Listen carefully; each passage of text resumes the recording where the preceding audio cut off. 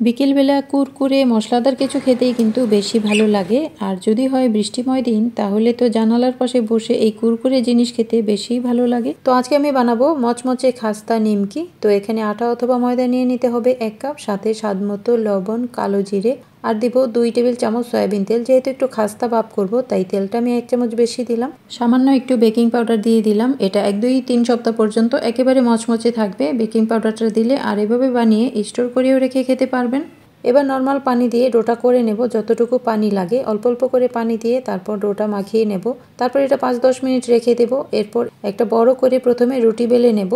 একেবারে পাতলা করিনি, আমি একটু মোটা রেখেছি। এবার চিকন চিকন করে প্রথমে লম্বালম্বি করে কেটে নেব, তারপর অপর পাশ থেকে বরফি আকারে কেটে নেব। তো আমি ছোট ছোট করে কেটে নিয়েছি। এবার গরম তেলে মচমচে করে ভেজে নেব।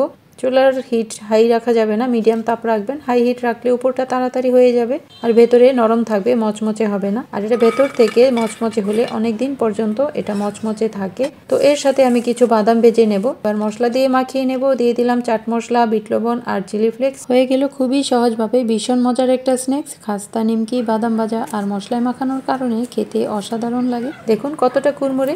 তো বৃষ্টির বিকেলগুলো আরো আনন্দময় করতে এরকম একটা মচমচে স্ন্যাক্স বানিয়ে নিন। ভালো থাকুন। সহজ সহজ রেসিপি পেতে সাথেই থাকুন।